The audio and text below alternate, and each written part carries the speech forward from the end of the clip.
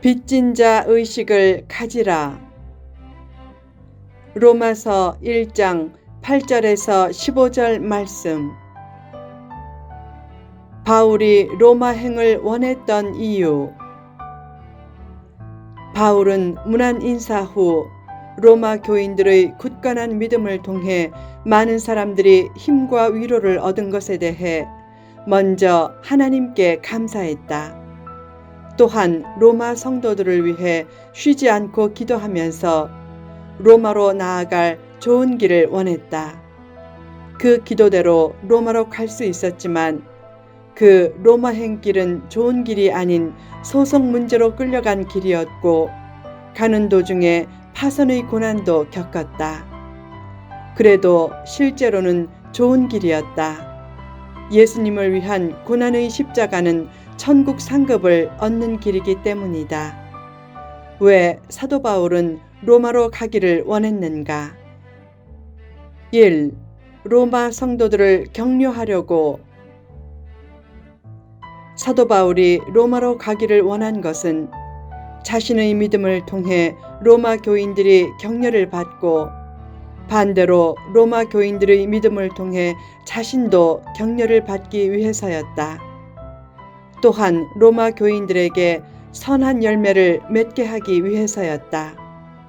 목회자에게 가장 중요한 것은 성도들이 열매를 맺게 하는 것이다. 그런 목적을 위해서 사도 바울이 로마로 가기를 애썼지만 그 길이 막혔다. 왜 하나님께서 그 선한 길을 막으셨는가? 정확한 이유는 모른다.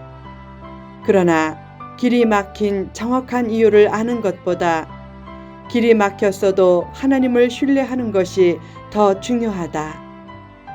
하나님은 더 좋은 것을 주시고 더 크신 일을 이루시려고 간혹 길을 막고 장애물을 두신다. 성도에게 장애물은 나쁜 것만은 아니다. 장애물 앞에서 낮아지는 법도 배우고 돌아서는 법도 배우고 넘어서는 법도 배우면서 하나님의 뜻에 순종하는 법을 배운다. 하나님의 뜻 안에서 순종하는 삶을 선택하라. 일생은 오늘 선택한 하루의 삶을 통해 규정되고 승리는 오늘 순종하는 하루의 삶을 통해 예고된다. 2. 빚진 자 의식을 가졌기에. 사도 바울은 하나님의 크신 은혜에 대한 빚진 자 의식을 가지고 복음을 전함으로 로마 교인들의 믿음이 더욱 견고해지기를 원했다. 사도 바울이 위대하게 될 수 있었던 것은 은혜에 대해 빚진 자 의식을 가지고 있었기 때문이다. 하나님은 빚진 자 의식을 가진 성도를 통해 세상을 아름답게 변화시키기를 원하신다. 빚진 자 의식을 가지고 살면 인생을 함부로 살지 않고 아무리 큰 일을 해도 교만해지거나 공로의식을 가지지 않으면서 최선을 다해 하나님의 일에 나선다. 한국 교회는 초기에 미국의 선교사들에게 복음의 빚을 많이 졌다. 그때 조선에 복음을 들고 왔던 토마스 목사가 목베임을 당했고 그의 시신이 토막내어 먹혔다는 소문 때문에 우리나라 사람들이 식인종으로 오해받기도 했다. 그런 소문에도 불구하고 언더우드와 아펜젤러가 복음의 빚을 갚으려고 왔기에 오늘의 한국 교회가 존재할 수 있었다. 그 은혜를 기억하고 늘 복음의 빚진 자 의식을 가지고 살아야 한다. 어떤 사람은 늘 무엇인가 받으려는 채권자 의식을 가지고 신앙생활을 한다. 반면에 어떤 사람은 늘 무엇인가 주고 싶어 하는 채무자 의식을 가지고 산다. 후자는 자신이 받은 것이 너무 많아서 어떻게 하나님께 보상하며 살까 하는 마음을 가지고 있다. 사실상 삶 자체도 받은 것이다. 게다가 구원까지 받았다면 엄청난 것을 받은 것이다. 그처럼 받은 것을 크게 생각하면서 늘 빚진 자 의식을 가지고 살라. 빚을 지면 빚을 갚으려는 마음이 늘 있게 된다. 영적인 빚은 더욱 힘써 갚으라. 빚진 죄인이란 말이 있다. 빚을 갚지 못하면 만나기도 죄송하고 일을 많이 해도 늘 부족함을 느낀다. 빚진 자 의식을 가진 사람만이 진정으로 낮아질 수 있다. 빚진 마음으로 신앙생활을 하면 하나님 앞에서 보다 더 충성하지 못한 것에 대해 늘 죄송한 마음도 가지게 된다. 그런 마음을 통해 선한 열매들이 많이 맺어진다.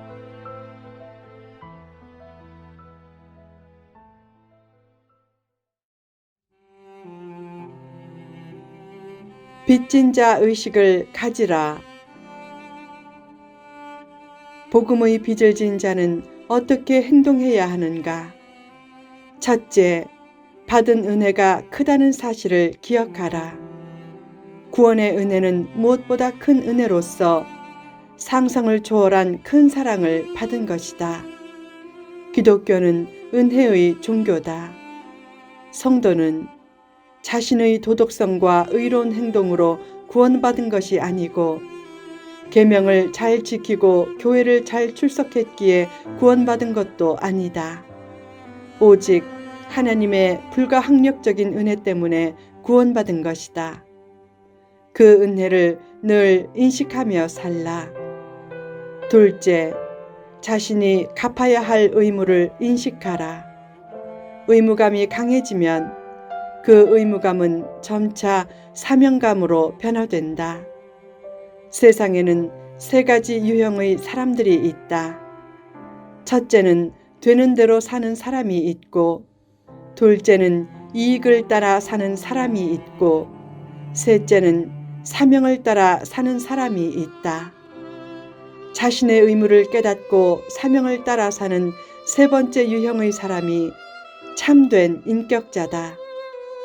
반대로 비인격자일수록 의무는 망각하고 권리와 자유만을 주장한다. 의무를 깨닫고 그 의무를 다할 때 행복도 얻고 결국 꿈과 비전도 이룬다. 의무를 깨닫지 못하거나 의무를 알아도 그 의무를 행하지 않으면 꿈과 비전도 이루기 힘들다. 또한 은혜는 아는데 의무를 모르면 은혜가 값싼 은혜가 된다. 성도는 하나님의 은혜로 구원을 받았기에 하나님을 높이고 하나님이 원하시는 일을 수행하는 것이 의무임을 깨닫고 최선을 다해 그 의무를 이행해야 한다. 은혜를 깨닫고 은혜에 대한 반응으로 의무를 사명화시켜 사는 사람이 가장 복된 사람이다. 셋째, 복음의 빚을 갚기 위해 행동하라. 복음의 빚을 갚기 위해 어떤 행동을 해야 하는가? 바울은 가장 좋은 방법 중의 하나로서 복음 전하는 것을 제시했다. 복음이란 예수님을 통해 구원을 받게 된다는 좋은 소식이다. 결국 복음을 전하는 것이 최상으로 빚을 갚는 것이다. 은혜를 아는 자로서 복음을 전하는 명령이 힘들어도 힘써 이행하려고 하라. 어느 날 폭풍이 몰아칠 때 한 척의 배로부터 긴급 구조 신호가 왔다. 연락을 받은 구조선장은 급히 구조선을 띄웠다. 그때 한 젊은 선원이 외쳤다. 선장님, 지금 바람이 너무 세고 파도가 높아 배를 띄우는 것은 무리입니다. 선장이 말했다. 나도 안다. 그러나 우리에게는 구조하러 가라는 명령이 떨어졌어. 가야 해. 젊은 선원은 또 외쳤다. 우리는 돌아오지 못할 겁니다. 그때 선장이 말했다. 이 사람아, 우리는 돌아오라는 명령을 받은 것이 아니라 가라는 명령을 받았네. 은혜 받은 성도에게는 복음을 전하러 가라 라는 무언의 명령이 떨어진 셈이다. 그러므로 전도가 부담이 되고 힘들어도 빚을 갚는 심정으로 복음을 전하라. 성경을 보면 전도를 권하는 말씀은 부탁하는 말이나 당부하는 말로 표현되지 않고 늘 명령형으로 되어 있다. 전도는 반드시 해야 하는 의무이며 사명이라는 뜻이다. 또한 전도는 은사가 아니라 관심이다. 최상의 관심을 기울이면 누구나 최상의 전도자가 될 수 있다. 제2차 세계대전 때 일본에서 폭탄을 실은 비행기를 타고 적함에 돌격하는 특수임무를 띤 가미가제 특공대 비행사를 뽑을 때 500명이 넘는 비행사가 혈서를 쓰며 지원했다. 일본 천황이란 우상을 위해서도 자기 생명을 바치는데 복음 전파의 사명에 관심조차 없다면 정말 부끄러운 일이다. 문제는 무관심이다. 전도에 계속 관심을 두면 전도의 문도 열리게 되고 언젠가 주님 앞에 설 때 위대한 승리자의 모습으로 서게 될 것이다.